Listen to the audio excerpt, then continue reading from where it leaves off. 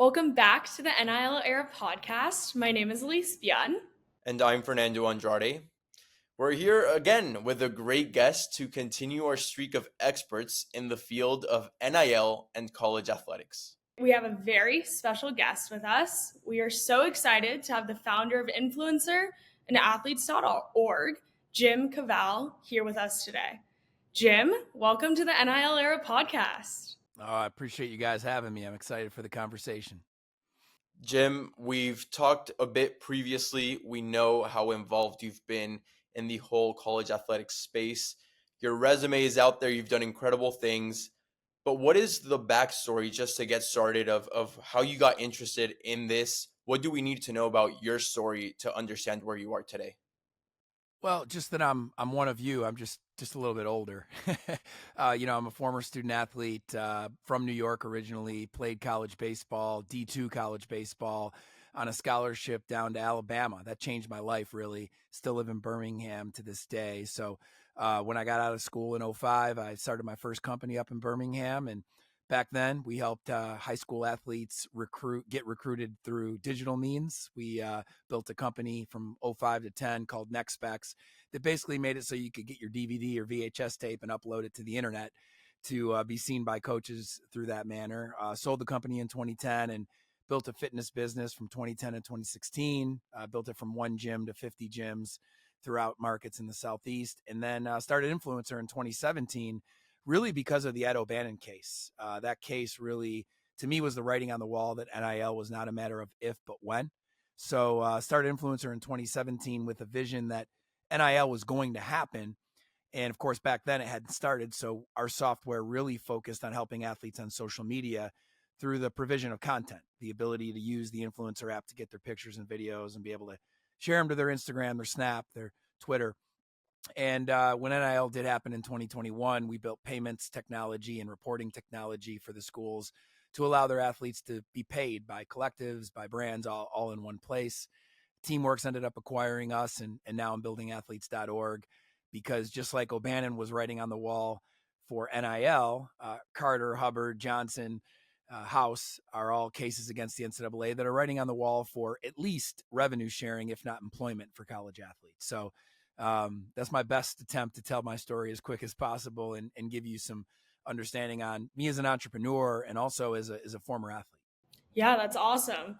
There's obviously a lot just within there that we want to unpack, but in terms of Influencer, back in 2017, starting Influencer before NIL was officially passed in 2021, how did you evolve and grow the company to what we know it as today from the 2017 Influencer that originally started to the current day 2024 Influencer? It's a great question. I sold my fitness brand, Iron Tribe Fitness, in 2016, and I took a year to just kind of travel and meet with schools, meet with ADs, athletes, and I had an in to do that because I had built that recruiting tech company back in the '05, 10 years. And so I got let into a bunch of schools and asked questions and talked to athletes. And what I realized was a lot of athletes were asking their coach all the time, hey, can I get the pics, get the videos from practice, from the workouts? This is 2017. Social media is not new, but Instagram is really taking flight. Snapchat's really taking flight, and athletes wanted content.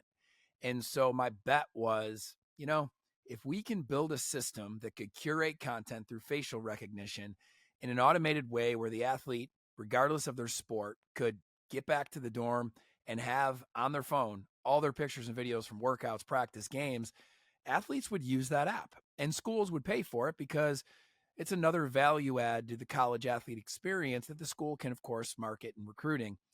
And so we built it to just do that.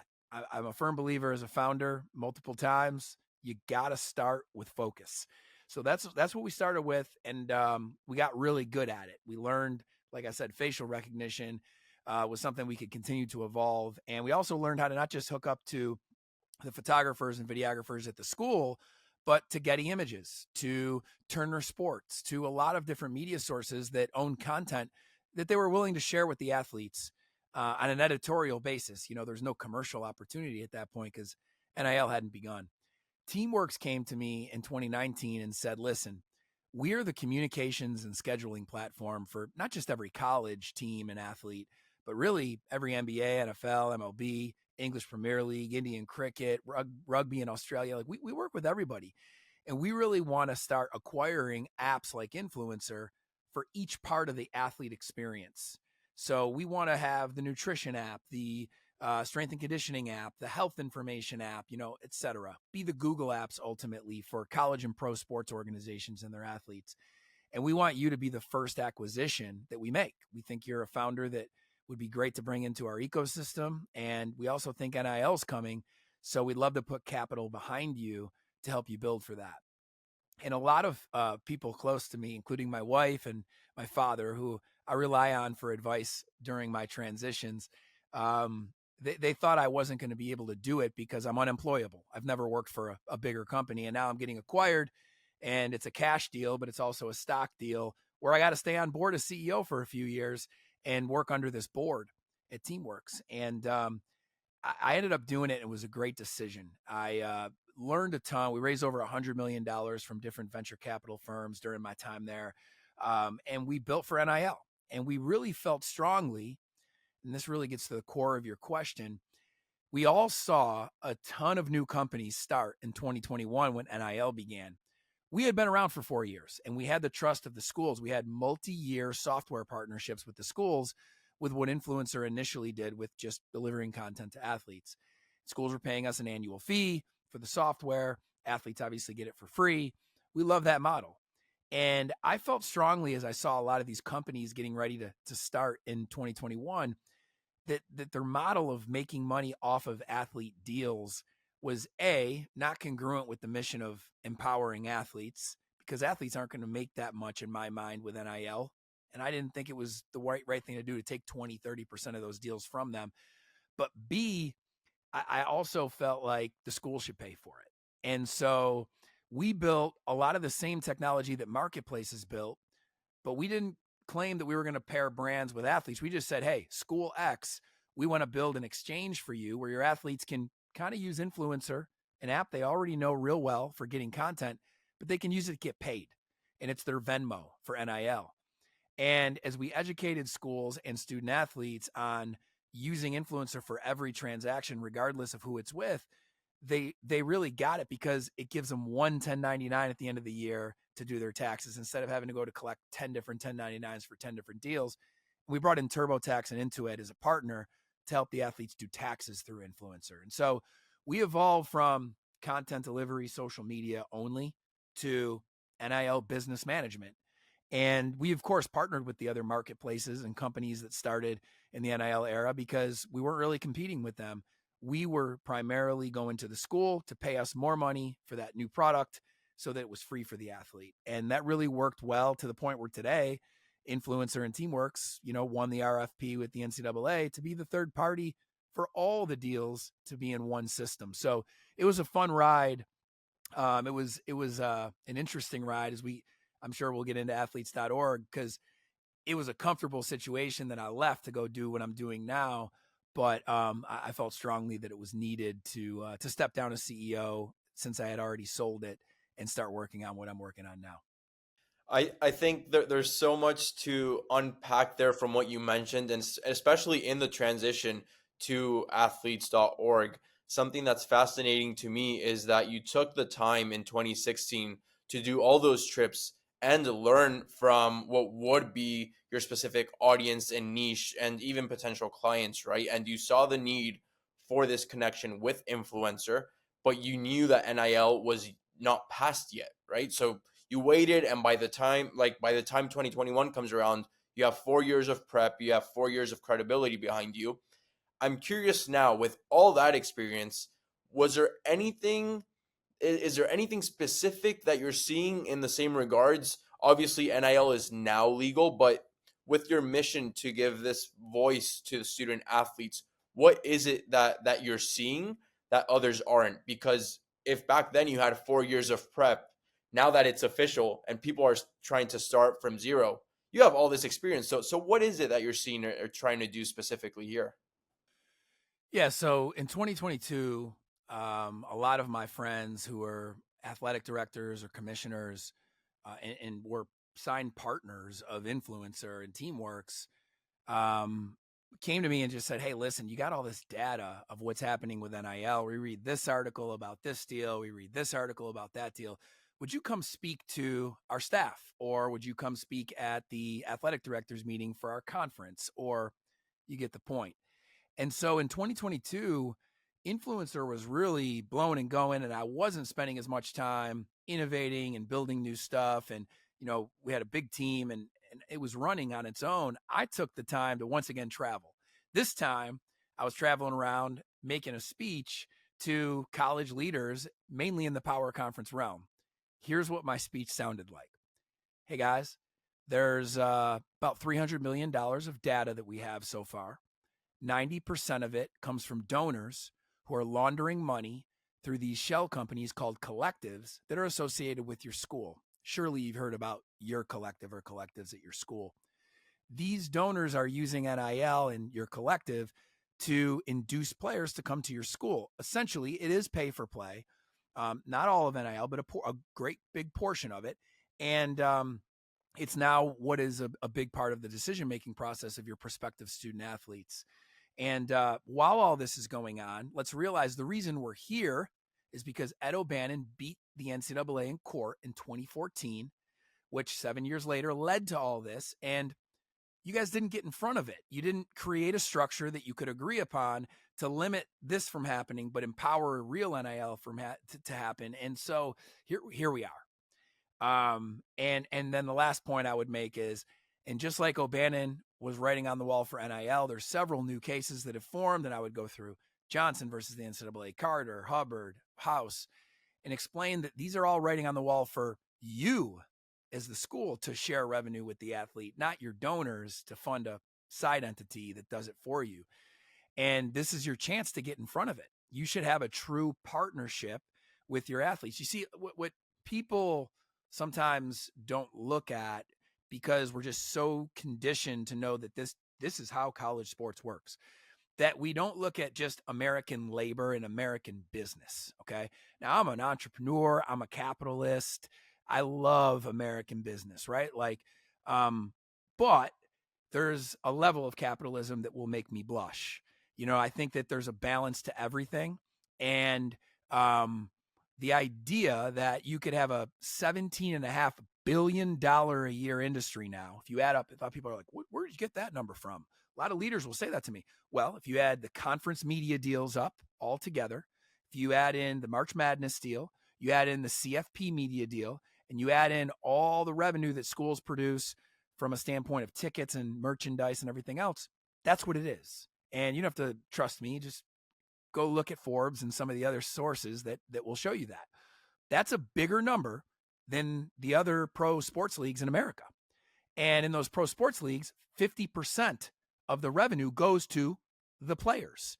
In college athletics, roughly 11% of that goes to the players via scholarships, cost of attendance stipends, the now Alston check for educator-related benefits. Those are all wonderful things, but there's a delta when you compare this to a similar sports league with a comparable amount of revenue. And that delta is 30, 40%. And so the reality is those leagues at the pro level all have a partnership. It's a beautiful thing. A lot of people look at the NFLPA, the NFL Players Association, and the NFL as adversaries. They're not. They're partners in the best sports business in the world. And that partnership comes with a 49% revenue share with the players, along with a flurry of other health and safety benefits, pension programs, retirement plans, etc.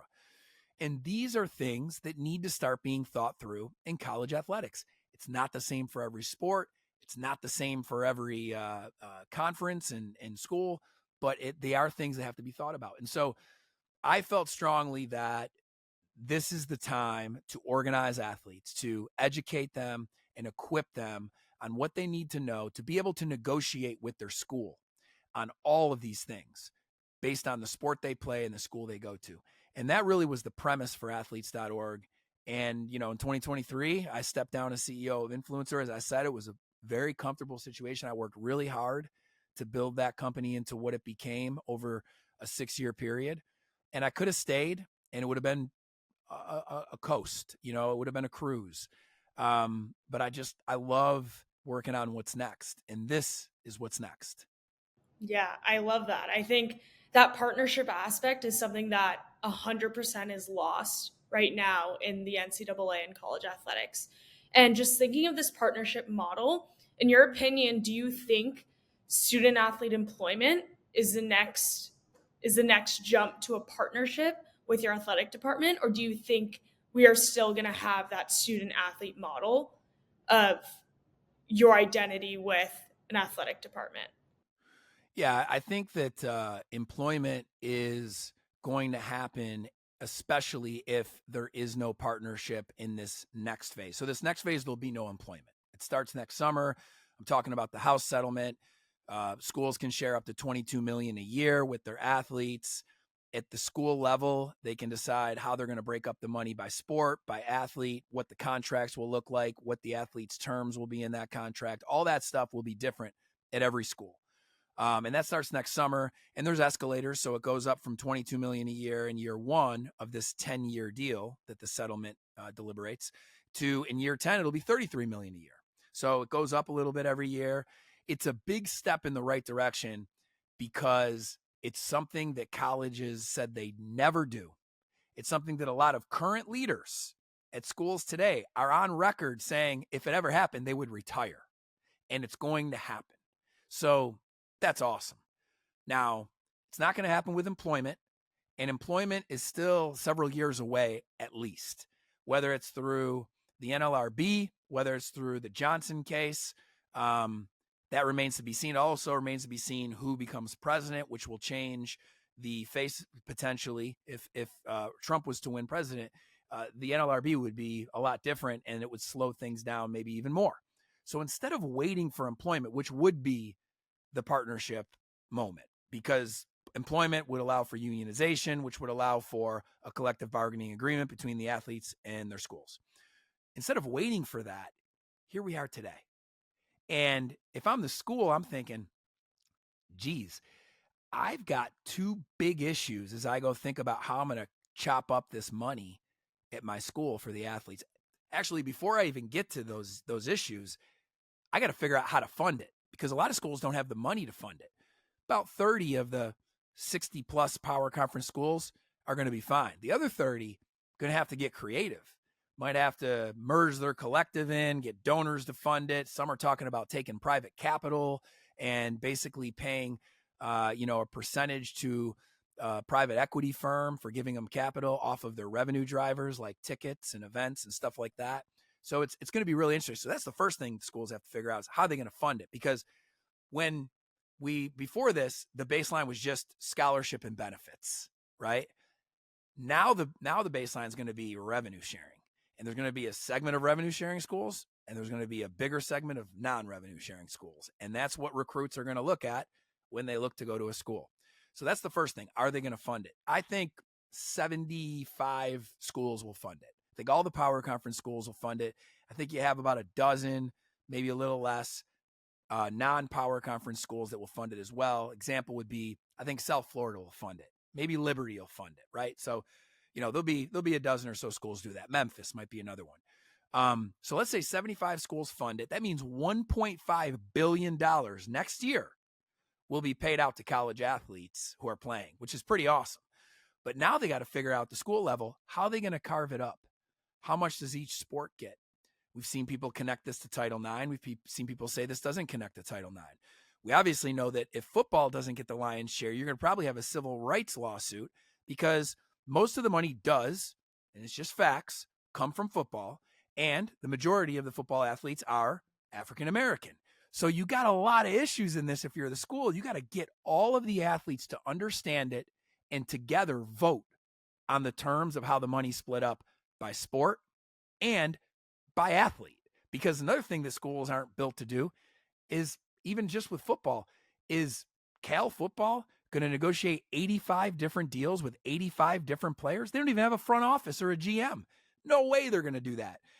Maybe for one or two players who have CAA or WME repping them, but past that, these things are going to have to be predetermined. And so schools need protection and schools need efficiency. And an organization like athletes.org can organize the athletes, inform them, and help them negotiate with the school to get a partnership done without employment. Call it collective negotiating instead of collective bargaining. And that partnership can allow the athletes to speak into the terms of what they're going to get and allow the school to have an agreement that will stop future lawsuits and will save them a lot of time because they're doing it with the whole group and not athletes one by one. So that's how we look at this phase. Whether or not I want employment or not, or I think it's necessary, it doesn't really matter. It's not the reality today, but revenue sharing is, and the athletes deserve to have a voice to negotiate how the revenue sharing works now. Not once again have the schools tell them, this is how it's going to work and you take what you can get, which is how it's been for over 100 years. And what usually happens is athletes get a little older each year because time is time. And as they get older and they see the system like you guys did as SAC members and college athletes, you start to learn. You start, oh, this is how it works. Oh, this is how it works. Oh, my voice is here, but it's not really being listened to. Oh, this is how it works. And then what happens is athletes get old enough like Ed O'Bannon to say, oh, okay. And they sue the NCAA and they beat them. Alston, Hubbard, Carter, they're all you when they got a little bit older and saw how it works. To stop that and have an era without litigation, the athletes have to have a partnership with their school. Yep. Slap that on a t-shirt, man. Like, yeah. Like, I'll tell you the t-shirt is, if you don't have a seat at the table, you're going to end up on the menu. Yep. Athletes need a seat at the table. Yep. I think just anecdotally, like, that's the whole reason why I got so involved at Cal and just my experience as a student athlete. I went into a Pac-12 SAC conference, my first ever. I was the youngest in the room and I was the dumbest person in the room. And I never wanted to feel like that ever again. We were talking about Alston and what each institution was doing in terms of their Alston payments. And myself and the other Cal rep sat there not even knowing what Alston was. We're the #1 public university in the world, and you're 2 student athletes, a revenue-making sport of a football student athlete, and a gymnastics student athlete who our program was on the rise. We're getting noticed, all this stuff. We have a say in terms of what this could look like, and we don't even know what it is. And I think that's what athletes.org is trying to bridge, that gap of the lack of voice and lack of the seat at the table. So what does athletes.org actually look like in practice? And do you find there to be an integration or relationship between that advocacy part and NIL? Yeah, so athletes.org launched last August, 11 months ago. It'll be a year this August 23rd. And we launched with my business partner, Brandon Copeland, and I, along with a small team. Brandon played 10 years in the NFL. He was about to play year 11 and decided to retire to pursue this with me. He's a Wharton grad and a professor in the offseason at Penn and very successful financial literacy thought leader. He's got a book and really helps a lot of younger athletes do the right things with their money. So Cope, as I call him, was the perfect partner to launch this with. He's the executive director and CEO of athletes.org. I'm chairman of the board, and we started it together. We started with a small team. Dave Sethi came over from Instagram and Meta Sports after leading that for 6 years. We brought over some other former athletes that I had worked with in the industry who were, proven leaders in their realm. And we also built a great board. We have actually a former Cal AD, Sandy Barber, who was an AD for 40 years, Penn State, Cal, amongst other prestigious institutions. Jim Boeheim, a legendary coach. But also our board has Kirk Berger from the NBA Players Association and Terry Smith from the NFL Players Association and Jason Rainey, who runs Wasserman Sports. So we had a lot of different perspectives on the board from day one. Omari Hardwick, who's the main character in Power, played football at Georgia, just a really good mix of folks. And so we built out a great board. We built out a great team. And then we went to market on August 23rd last year. And on August 16th, I went to the media and I said, I'm stepping down as CEO of Influencer. And I got all these text messages from, ADs and coaches that I had worked with over the last 6 years, congratulations. What are you doing next? Can't wait to talk soon. And then 7 days later, we launch athletes.org. And it's like, a different tune, we'll just say, from my former partners at the college athletics level, and not from all of them. I'd say at this point, with how much has happened, half of them get exactly what we're doing and see us as a great thing. And that's growing. But there's a lot of others that just don't want to have any outside a group represent their athletes to this degree, because they want to set the rules and have the athletes take what they'll get. So when we went to market, we, have since day one been great with the media, positioning ourselves, explaining we're not a union because athletes aren't employees, but we could become one if they do. We don't have an official stance on employment because it's not the reality today.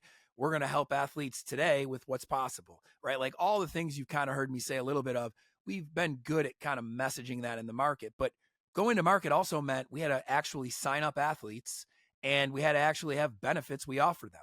And so I had my CTO from Influencer come over to be a part of this, Chris Nally. And Chris and his team built a member app where athletes can get all kinds of benefits through partnerships we have with law firms, accounting firms, mental health firms, you name it. We have all these experts in their field that are donating pro bono hours every month to help athletes with their present experience in college athletics through the AO member app. We also have a background check system. So anytime anybody wants to work with you or interview you for a podcast, whatever it is, you can run a background check on them. And so we signed up more than 3,200 athletes thus far. And I'll be honest, we are focused. I said earlier, focus is important. Our initial focus is power conference schools. And then within that, we really need to get women's basketball, men's basketball, and football, because they're the revenue producing athletes that a lot of these lawsuits are tied to. But we've got athletes in every sport: gymnastics, soccer, track and field. We just went to Notre Dame a few weeks ago. We met with athletes from just about every sport. And what's cool about our model is not only can you be a member for free, you can use the member app to get a bunch of benefits, but we poll athletes all the time and get their perspective out to the media on key issues. Like we polled ACC athletes on what they think about Cal going to the ACC. Cal athletes, what do you think? I mean, you're the ones going to be doing most of the traveling, right? Like nobody asked you that when that decision was made. We polled college football athletes on, what do you think about the extra 3 CFP games? It's a lot more money. In pro sports, in the NFL, they added a 17th game. That was like an act of Congress to get done. Because here's why. Even though the players already get 50% just about of all the revenue, and that 17th game in the NFL meant more revenue, they wanted to use that as a bargaining chip to get improved benefits beyond revenue. And so they didn't just do the deal. The NFLPA helped them use the owner's desire to have a 17th game to say, hey, let's negotiate some other stuff before we accept it. College, we're playing 3 extra CFP games. How awesome is that for your NFL dreams, right? And that's it. So we've done a lot of polling through the app, and we've gotten a lot of the perspectives of the athletes out with the media that way. And then we have a player rep system.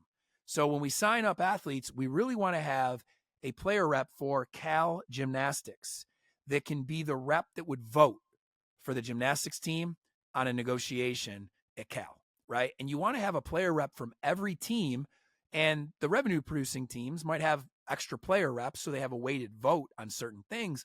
But ultimately, you need to have an executive council at the school level of player reps that represent every sport. So even if you end up being in a situation where this sport makes less through revenue sharing next year than this sport, at least somebody from your team was involved in that negotiation and come back and tell you why, can probably also tell you it came up from this to this because of something I said, right? Like that's what college athletes are now ready to be a part of and should be a part of. And so that's how we're built, and that's what it looks like in action. And like I said, as schools look to now think about how they're going to divide up the money per sport, per athlete, what the terms and the contracts are going to be, the best possible manner they could do that is through a group that has all their athletes represented through player reps on each team that can help vote and negotiate all those things the school is going to decide. With the whole concept of having a team representative, especially at all of these Power 5 conferences, and then obviously there's a huge difference between all the other conferences in Power 5, and then there's a huge difference between all the sports and the top 3 revenue making sports that you mentioned, right? But with all of that, it sounds really, really familiar to the whole idea of representation behind SAC. The difference here is, though, and I'll say this because I've had the experience just like Elise has, but the issue there is not everybody is represented in the same way. So you have, I mean, let's just use ourselves as an example. I'm not going to speak for anybody else, but you're currently talking to a men's soccer player, former men's soccer player, and a former women's gymnastics athlete, right? We can't be talking for football, men's basketball, and women's basketball. Like, there's no way. We cannot be making these decisions for them. We cannot be voting for them. And I think you make that distinction very clearly. And I think it's super valid to have your focus on those specific sports. My question is a bit broader now. Just in the future, and I get it, you're an entrepreneur, you'll work with whatever you got. But thinking about the whole NCAA model, how would this work as a business potentially? Because the way I see it, if you split it to 50%, it's only going to go to 3 sports. And that money was being used to fund all the other sports that were left. So what's going to happen there? Is it just going to be a super league for these athletes in transition to the pros, or what would you see happening? Right now we're in the Olympics, second week of the Olympics. And to me, this is the biggest threat to the Olympics because many of these top athletes go through these programs. If these programs don't exist, the Olympics won't exist. And we're talking every nationality. Leon Marchand, best swimmer in the world right now. He's at ASU now going to the Texas Longhorns. Without those football programs, he's not going to be there. Bob Bowman is not coaching them without those football programs. We're talking about the Texas Longhorns. Of course it's football. So what do you see? What could you predict potentially of the whole NCAA business model there? So first of all, what a lot of people need to understand is the NCAA doesn't make the $17.5 billion a year. So the NCAA has, a little less than $2 billion, and it's March Madness money. And then the championships deal they have for the other sports with the media as well. The NCAA past March Madness and their sport championships is a governance organization. So the NCAA exists to do 2 things: run championships. So they're an events business that runs championships. The biggest one being March Madness. They do not run the college football national championship. The CFP does. They don't own that media deal. So the NCAA is an events organization, and then secondarily, or maybe, it's at the same level, but they're a governance organization, which right now can't set any rules because they keep getting sued. So the need for the NCAA long term is definitely going to diminish as time goes on. I could go through how I would try to save the NCAA, but I'm not going to do that. Instead, I'm going to go into your question of what I think happens. Listen, college football should have separated a long time ago.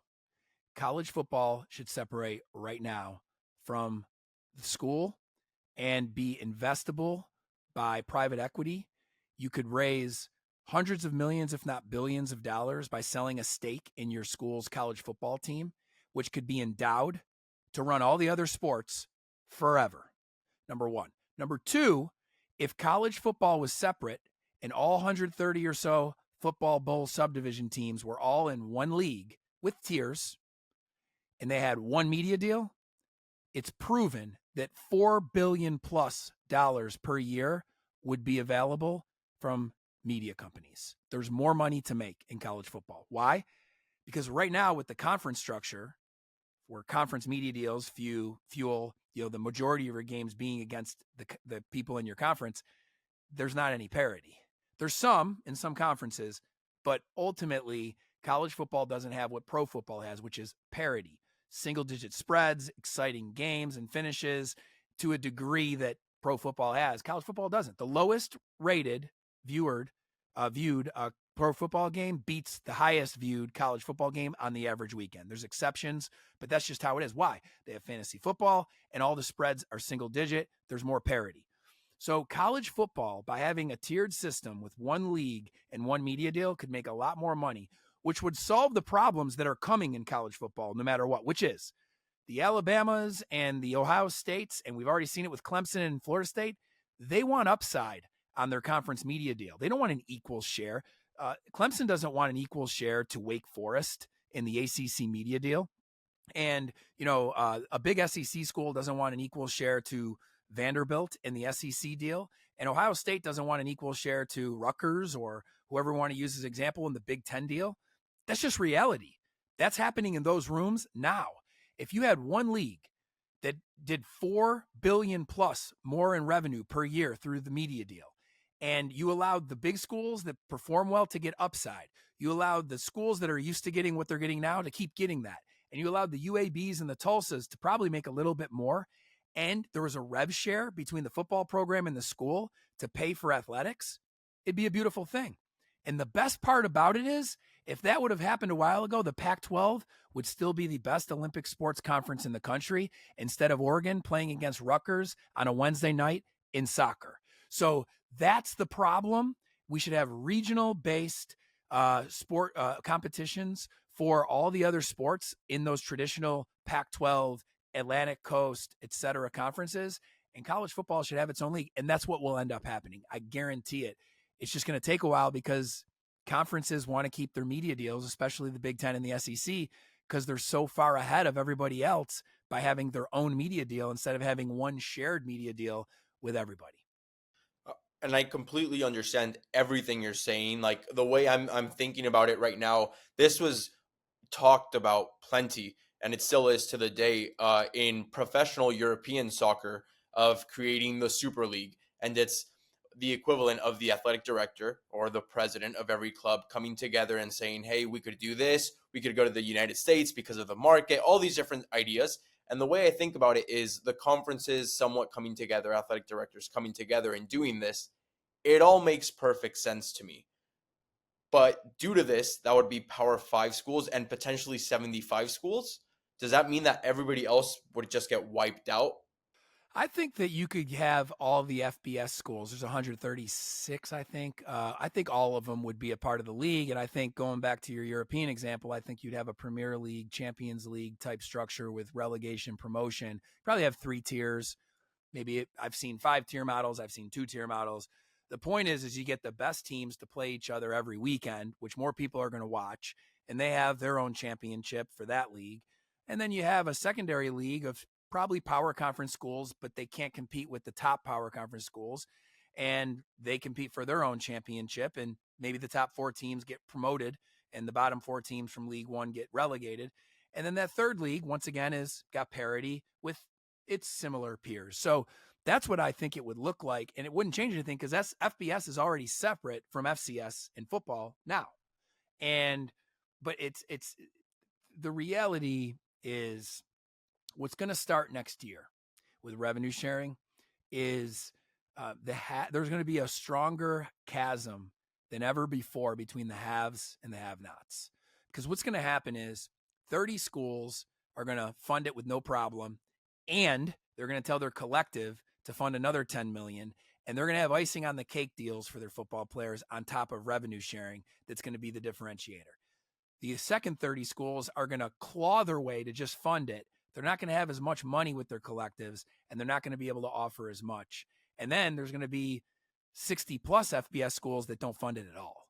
So it's madness, but it's all about positioning. And, ultimately, I think what will lead to the football league is a tangible offer put together by a new league that gets the big schools to say, man, what we're making in our conference right now is peanuts compared to this.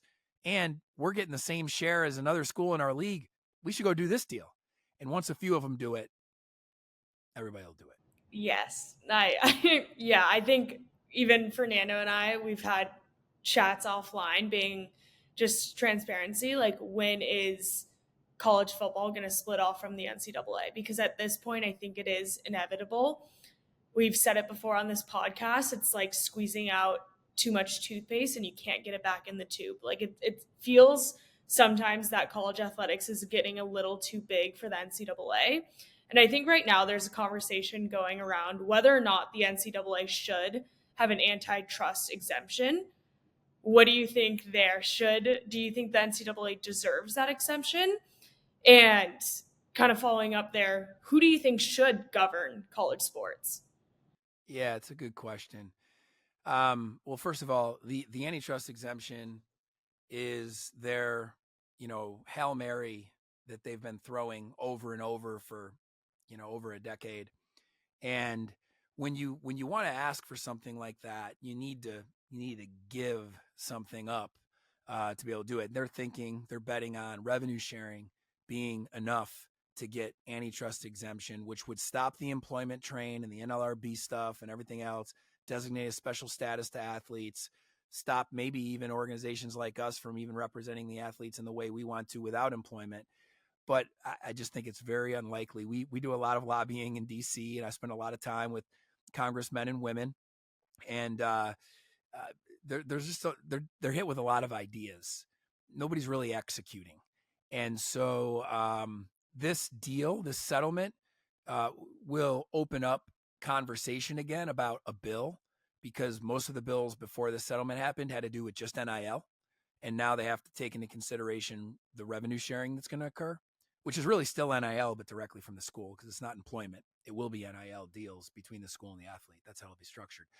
But yeah, I don't see it happening. And I'm not just saying that. I mean, that's from talking to a lot of people in Congress and a lot of legal experts.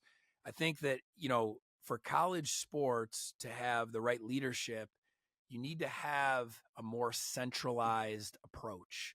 Right now, there's not just the competition between conferences, and that competition is based on what the conference can generate with media deals.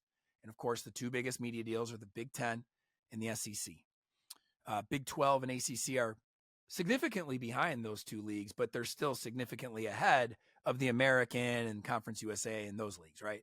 So you already kind of got your tier 1, tier 2, tier 3 system. But the problem is those conferences have teams inside of the league that don't compete well in especially football. And so you have division with conferences, but then you have division with schools inside of the conference. And so there's just a lot of people trying to figure out how to use the system that exists to one up each other, to get recruits, win games, make money, and for the leader to get to their next contract. I mean, that's really what we exist in. We need somebody who can say, this is the future. We need an infinite minded leader, not a finite minded leader. Most of the leaders in college sports right now are finite minded. If you've ever read Simon Sinek's book, The Infinite Leader, like, it's really important to have somebody that's thinking about this way out in front, because it's never been done in college sports. Now, Charlie Baker is the man in the respect of he is trying to think ahead, but he's new coming from the outside, and he's having to play a lot of politics, which he knows well from DC and from Massachusetts. And I just don't know that's the structure of the NCAA. It might be, but it doesn't seem like it will be. It seems like a new league, new structure, new conference, whatever you want to call it, especially for football, with a leader who's thinking ahead, who's going to put a partnership together between the league and the athletes to do it the right way, generate a bigger pie of revenue, make sure that all the schools can fund all their current sports outside of football in a great way. And that person will be what college sports needs. Just to start closing up now, there was recent news, obviously, with the whole NIL transparency, this idea of true NIL. And I mean, I have to ask, because it was, we've read very, very briefly about this, but obviously Teamworks is involved here. It's an entire software system. I'm not sure how much you know about this that's going on in recent news, but if we could just get any sort of idea through you. So there's a lot of different requirements in the settlement when you read through it, which for athletes listening, we will be putting out a lot of easy ways to understand the settlement from your perspective, pros and cons, basically, in the coming days. So make sure you follow athletes.org. I'm sure we'll talk about that at the end, but we want to inform you on what you need to know. But there's a lot of things in the settlement that that the athletes will have to give up if they do a revenue sharing deal with their school. So this isn't just like, oh, great, the school's going to share revenue with me now, everything's fine, right? First of all, you don't know what you're going to make yet because of what we talked about earlier with how they're going to split up the money. But then the contract you have is open to have a lot of exclusivity that could limit your ability to do other NIL deals, including collective deals.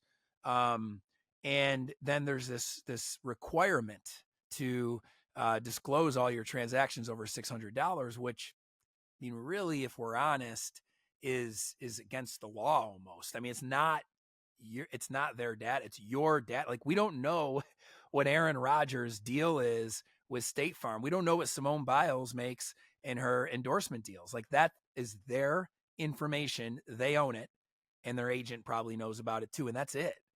But now they want to get you to upload that so we can have some fair market values. And I think, listen, I know it'll be a great system. That's basically the software we built for the schools, an influencer now being customized for what the NCAA wants. I get why they want to do it, but here's what it really comes down to. It's not even whether it's right or wrong. It's a bargaining chip that the athlete should be able to use in a negotiation. Like, for instance, hey, you know what? Fine. I'll put all my transactions in the system, but in exchange for that, I want my contract with the school to be guaranteed money, or I don't want this much exclusivity because I'm still going to do deals in this category and this category with somebody else. Like, that's how it should be. Instead, we're taking all of those things and we're just saying, in exchange for paying you from the school, don't even know how much you're going to get paid from the school, but in exchange for paying you from the school, you have to give up all these other things. That is how they ended up in court and why these settlements happened. And it's what has to stop. Totally. I mean, it'll be very interesting to see. Like I said, personally, I'm still learning about this. I'm still reading about this. It just came out recently.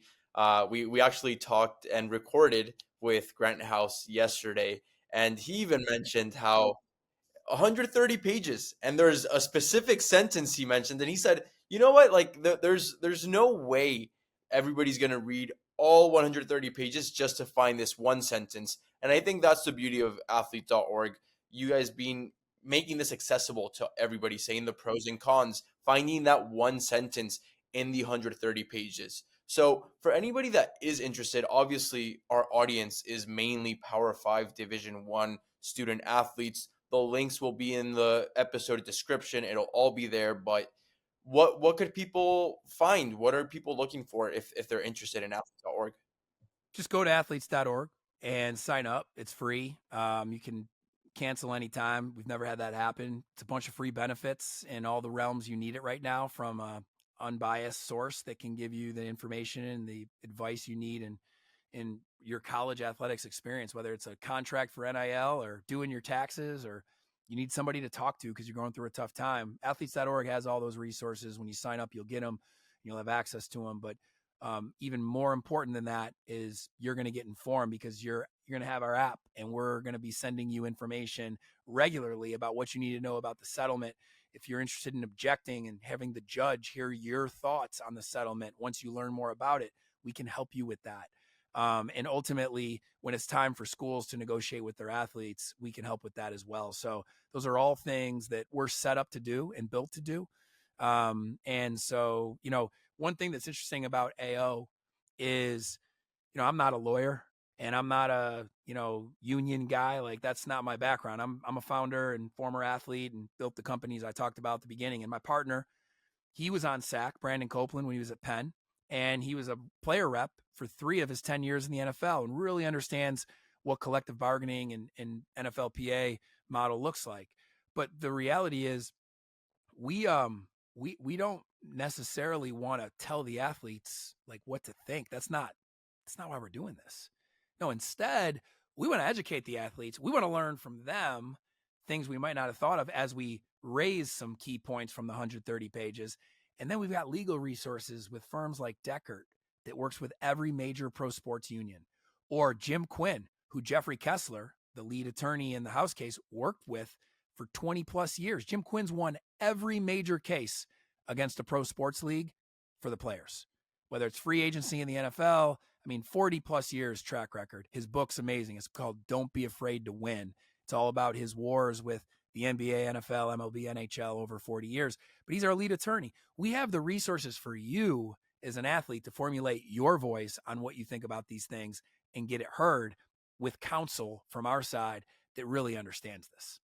For anyone interested, the link is in the episode description, athletes.org. Go there, check it out. I know if I were still a student athlete, it would benefit me a lot. So I'd definitely go check that out. You're also on social media, athletes.org there as well. Yep. And feel free to follow me and DM me with any thoughts on this conversation, questions, hit me up personally. It's just Jim Cavale. You'll see the spelling of my name in the podcast notes. And you can find me on Instagram and Twitter is where I spend most of my time, LinkedIn. So happy to answer any questions that way. We'll leave all the links to Jim's personal accounts as well as to AO. And that's it for today. Jim, I believe I speak for Elise and myself here when I can tell you that I'm just so grateful, not only for your time. I know we're all on different time zones here, so thank you so much for adjusting, for being adaptable, and honestly for not only for your knowledge and time here, but for all the work that you've done. It's years and decades of experience now, a decade of experience, and being able to share it here with us is truly so special.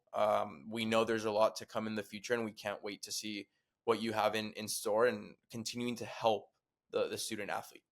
Well, thanks for having me, guys. I really appreciate it. Enjoyed getting to know you a little bit the other night when we talked about this conversation, and this was a fun time. Thank you for having me. To everybody that watched on YouTube or listened on Spotify, thank you guys so much. If you're on YouTube, please like and subscribe. If you're on Spotify, please follow the podcast. Share this with a friend. Knowledgeable information for everyone. For now, that is it for today. We will see you all next week. Bye.